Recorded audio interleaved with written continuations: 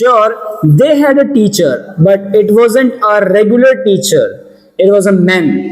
Means अब ये कहते हैं यहाँ पर, हाँ उनके पास टीचर होगा बिल्कुल, लेकिन वो एक हमेशा टीचर उनके पास नहीं होगा, वो एक आदमी होगा. A man, how could a man be a teacher? आदमी, एक आदमी टीचर कैसे हो सकता है? Well, he just told boys and girls things and gave them homework and asked them questions. वैसे कि भी जैसे वो बच्चों को, लड़के लड़कियों को होमवर्क देता, होमवर्क देने के बाद उनका होमवर्क पूरा करवा, होमवर्क पूरा होने के बाद उनसे क्वेश्चन आंसर्स पूछता, सवाल जवाब करता. A man isn't smart enough, मतलब एक आदमी इतना स्मार्ट तो नहीं होता. Sure, he is. My father knows as much as my teacher.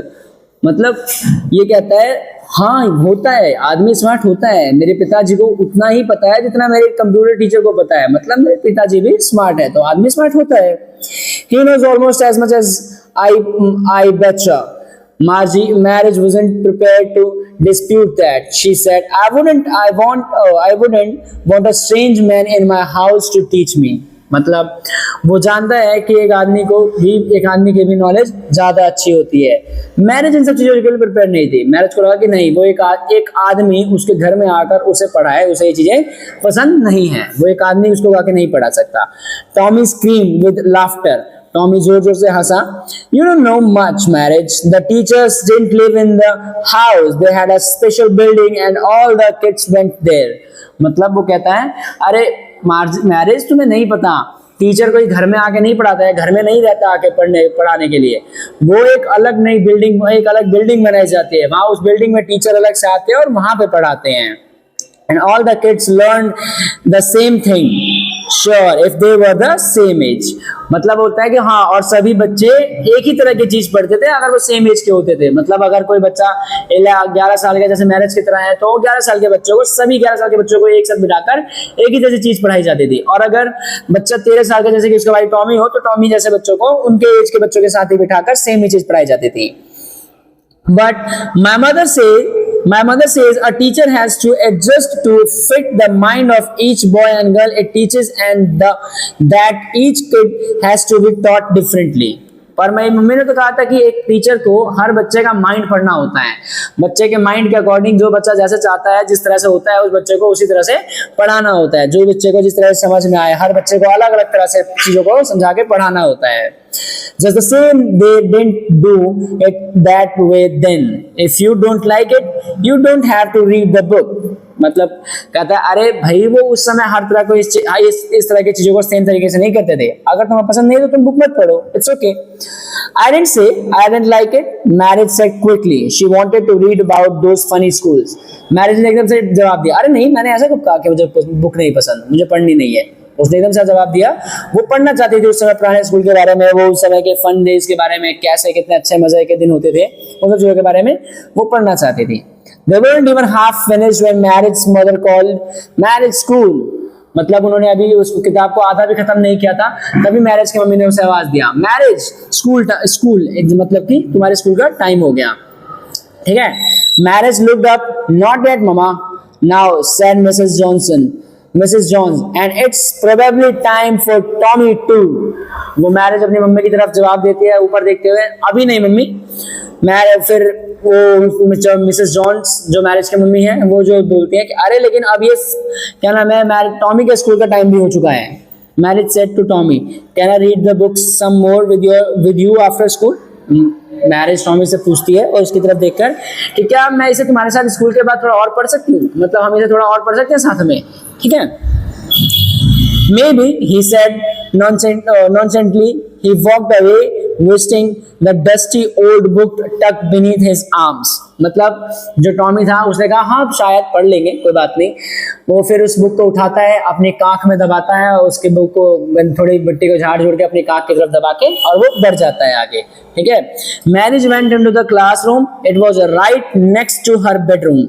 मतलब वो अपने क्लासरूम में जाती है मैरिज घर में जाने के बाद, वो बिल्कुल उसके कमरे के बगल में था. ध्यान रखना, ये क्वेश्चन आ जाता है कई बार एग्जाम्स में कि भाई मैरिज का स्कूल कहाँ पर था. अगर क्वेश्चन आ जाए where was the Margie school located, तो आप बोलेंगे सीधा सीधा मैरिज क्लासरूम और Margie school was located just next to her bedroom. ठीक है. आगे and the mechanical teacher was on and waiting for her. मतलब वो मैरिज अपने क्लासरूम में जैसे जाती है वहाँ पे वो मैकेनिकल टीचर ऑन होता है और उसका इंतजार कर रहा होता है कि कब आए वो और उसकी पढ़ाई स्टार्ट हो. It was always on at the same time every day except Saturday and Sunday. मतलब वो हर रोज इस समय ऑन हो जाता था संडे और सैटरडे के अलावा. ठीक है, मतलब सैटरडे संडे को छोड़कर वो ऑन हो जाता था रोज के रोज. आप because her mother said little girls learn better if they learn at regular hours. because उसकी मम्मी ने कहा था कि छोटे बच्चे जल्दी पढ़ लेते हैं अगर वो रोज पढ़ते रहें चीजों को. ठीक है. The screen was light up and it's said. मतलब स्क्रीन जली, लाइट आई उसमें और उसने कहा today's arithmetic lesson is on the addition of proper fractions. कि आज का अर्थमेटिक का लेसन हमारे प्रॉपर फ्रैक्शंस में है. Please insert yesterday's homework in the proper slot. कल का अपना होमवर्क एकदम सही स्लॉट में डालिए. Margie did so with a sigh. मतलब मैरिज ने सांस भरते हुए एक हा के साथ होमवर्क को उसके प्रॉपर स्लॉट में डाल दिया. She was thinking about the old schools they had when her grandfather's grandmother was a little boy. मतलब वो फिर उस समय पढ़ते हुए सोचने लग गई जब उसके ग्रैंडपा और उसकी ग्रैंडमदर स्कूल में पढ़ते थे. वो कैसे पढ़ते होंगे, कैसे जाते होंगे, उनको एक मैकेनिकल टीचर नहीं एक आदमी एक मैन पढ़ाता होगा, किस तरह से वो लोग पढ़ाई करते होंगे, इन सब चीजों के बारे में वो सोचने लग गए. ठीक है. All the kids from the whole neighborhood came, laughing and shouting in the schoolyard, sitting together in the schoolroom, going home together at the end of the day.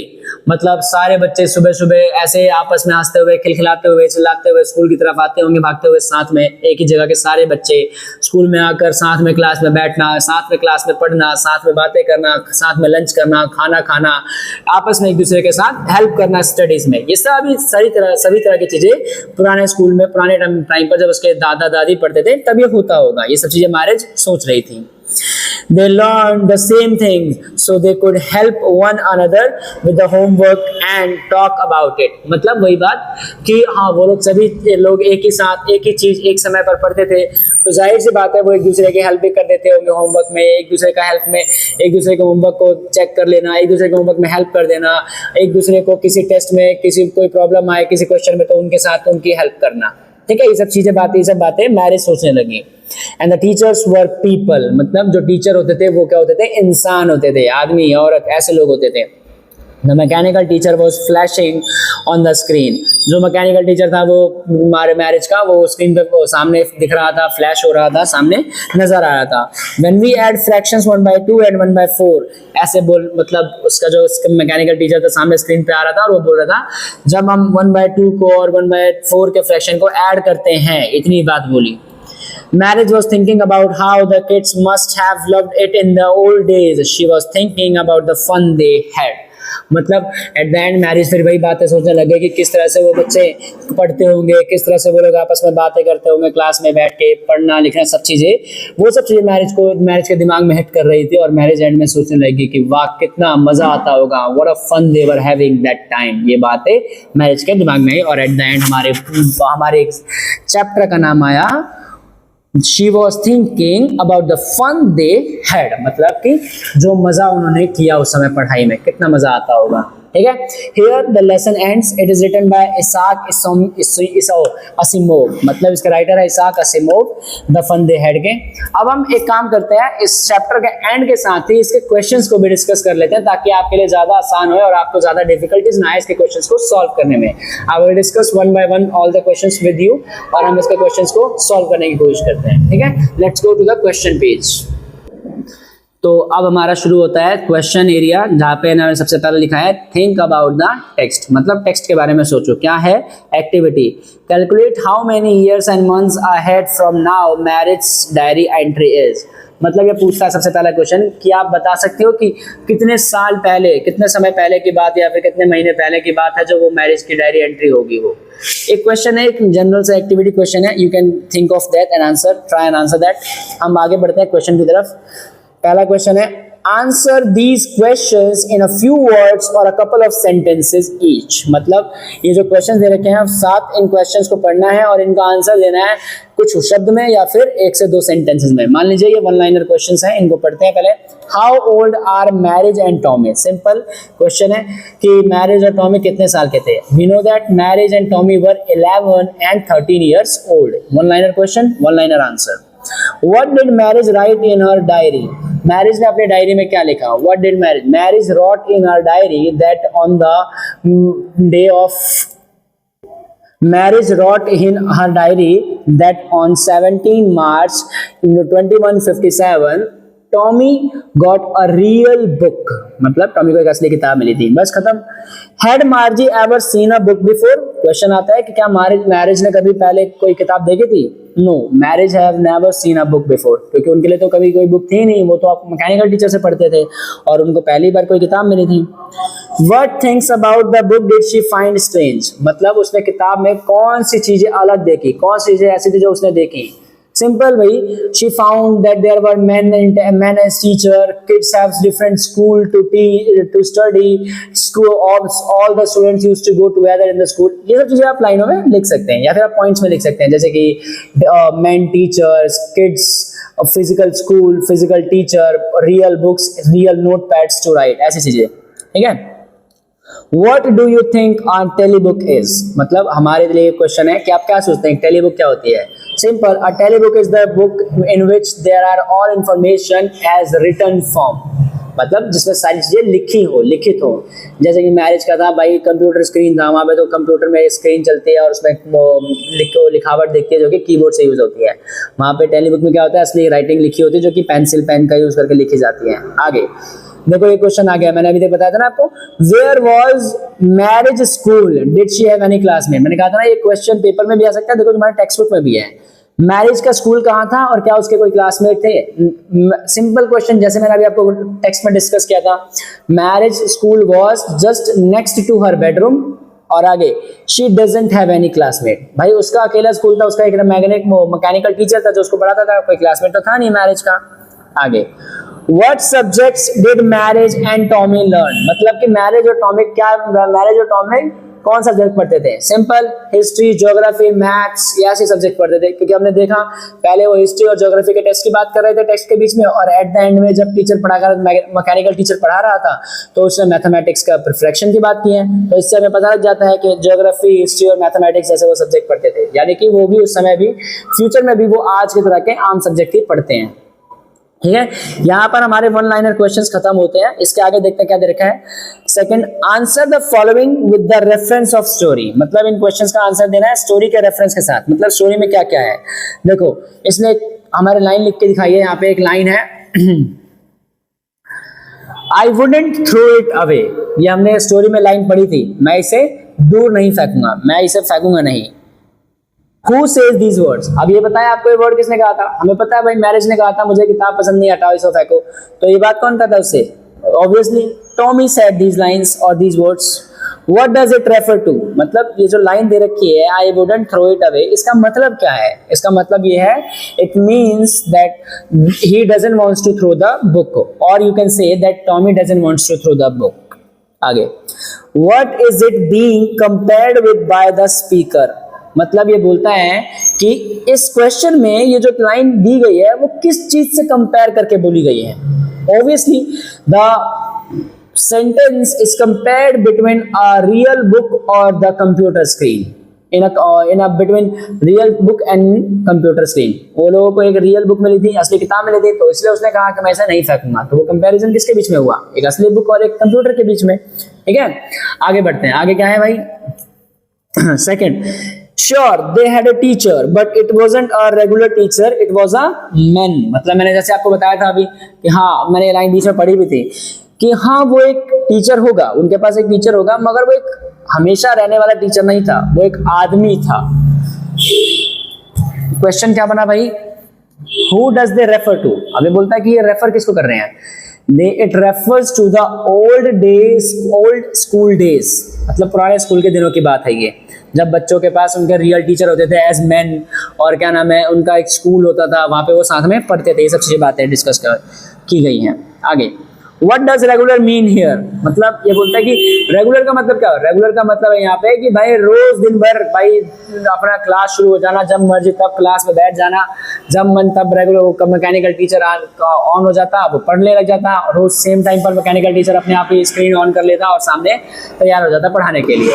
मगर अब मैन की बात हो, टीचर एज अ मैन होगा तो क्या होगा भाई, वो अपना टाइम से आए, टाइम से पढ़ाया, मन हो तो कभी छुट्टी हो गई, कभी नहीं पढ़ाया, कभी कुछ ऐसे भी हो सकता है, ठीक है।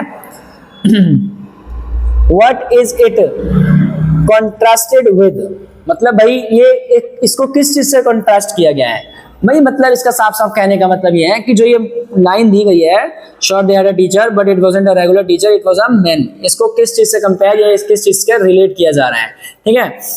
ये यहाँ पे क्या एक्सप्लेन करना चाह रहा है हमें, इसका मतलब ये है कि हमें बताता है कि भाई जो ये फिजिकल टीचर हैं वो ज्यादा बेटर थे इंस्टेड ऑफ मैकेनिकल टीचर। क्यों? क्योंकि उस समय बच्चों का बहुत मजा भी आता था पढ़ने में, उनका उस समय का टाइम काफी अच्छा था, है ना। ये यहाँ पर हमारा एक दूसरा क्वेश्चन आंसर भी खत्म होते हैं। मैं इस चैप्टर को एक्सप्लेन करते करते, क्वेश्चन आंसर को एक्सप्लेन करते करते मेरे दिमाग में एक बात आई है कि भाई मैं इन क्वेश्चंस को एक्सप्लेन तो कर रहा हूँ आपको, लेकिन कई बच्चों का क्वेश्चन ये भी रेज हो सकता है कि भैया आपने एक्सप्लेन तो किया पर उनके प्रॉपर सेंटेंसेस नहीं बताएं। क्योंकि भाई देखो, एक्सप्लेन तो हर इंसान करता है, हर इंसान किसी चीज को एक्सप्लेन कर सकता है आपको बताने के लिए, टीचर भी आपको क्वेश्चन आंसर एक्सप्लेन करके बता देते होंगे easily, but the thing is how we gonna write that, हम उस चीज को लिखे कैसे। वो जो क्वेश्चन हम पढ़ रहे हैं, वो जो क्वेश्चन हम लिख रहे हैं, इनका आंसर जो लिखेंगे, आपने एक्सप्लेन किया है मगर हम इसका आंसर लिखें कैसे अपने वर्ड्स में।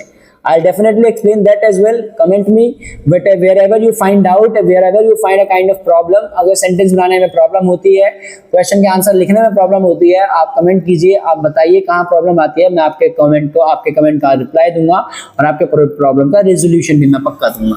ओके, चलिए आगे बढ़ते हैं। Third, answer each of these questions in a short paragraph about 30 words. आ गया भाई यहाँ पे थोड़ा सा लॉन्ग क्वेश्चन, मतलब पहले हमने 1 लाइनर पढ़ा था, यहाँ पे 30 वर्ड्स का है, एटलीस्ट 3 से 4 लाइनें लिखनी होगी, शॉर्ट पैराग्राफ में आंसर देना है हमें। पहला क्वेश्चन क्या है, what kind of teachers did marriage and Tommy have. Simple question, बहुत आसान है। मैरिज और टॉमी के पास कैसे टीचर थे? सिंपली आप बोल सकते हो, the Margie and Tommy has a mechanical teacher who used to flash their screen on time every day and teach them on a regular basis except Saturday and Sunday। ठीक है, आगे।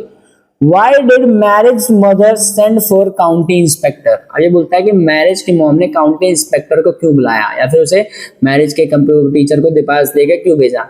Because आप इसका answer दे सकते हो, because Margie mechanical teacher didn't work properly and that's why the mother of Margie called the county inspector to check और fix the mechanical teacher of Margie to continue her studies.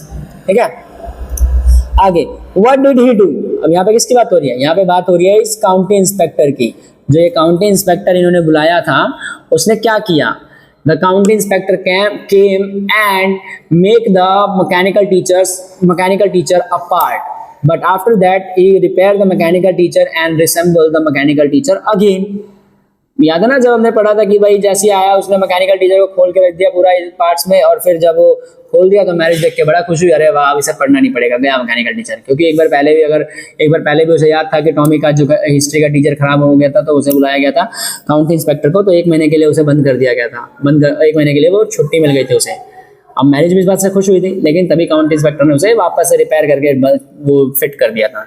आगे बढ़ते हैं। What had once happened to Tommy's teacher? अरे वाह, ये तो भाई question है। अभी तो मैंने आपको बताया कि एक बार टॉमी के टीचर के साथ क्या हुआ था भाई। एक बार टॉमी का हिस्ट्री का टीचर खराब हो गया था, उसका वो काम करना बंद कर दिया था, उसने आंसर्स वगैरह अच्छे से समझाना बंद कर दिया था, तो 1 महीने के लिए उसे शट डाउन कर दिया गया था। You can write in a way that once Tommy's history teacher did not work properly, so it was separated from the parts and was shut down for a month, and Tommy got a relief from history for 1 month। ठीक है, आगे बढ़ते हैं। Did marriage have regular days and hours for school? If so, why? भाई सवाल आता है कि क्या मैरिज का रेगुलर डेज पे स्कूल होता था और हर घंटे? अगर ऐसा था तो क्यों?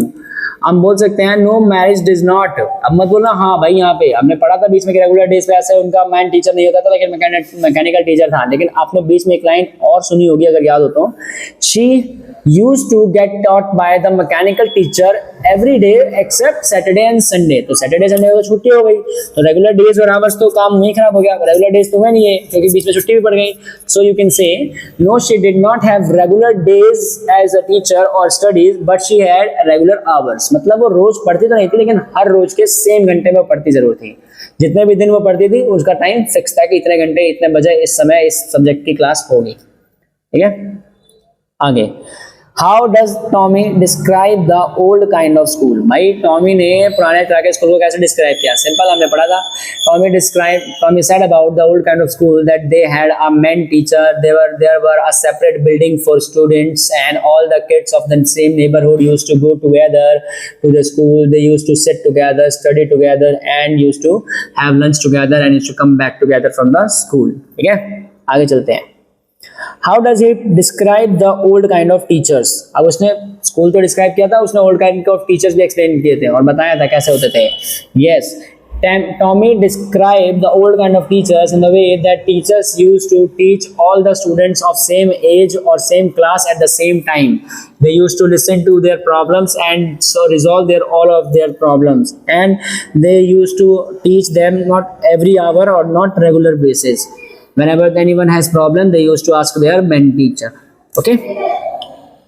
यहाँ पे ये भाई हमने शॉर्ट आंसर टाइप क्वेश्चंस पढ़े, उसके बाद हमने प्रेफरेंस टेक्स्ट बुक के रेफरेंस से क्वेश्चन पढ़ लिए, थोड़े से बड़े क्वेश्चंस पढ़ लिए जो 30 वर्ड्स में और जो छोटे मोटे पैराग्राफ में थे। ठीक है, आगे क्वेश्चन आते हैं, ये हमारे पास बड़े जो कि दे रखा है, answer each of the questions in 2 or 3 paragraphs about 100 to 150 words.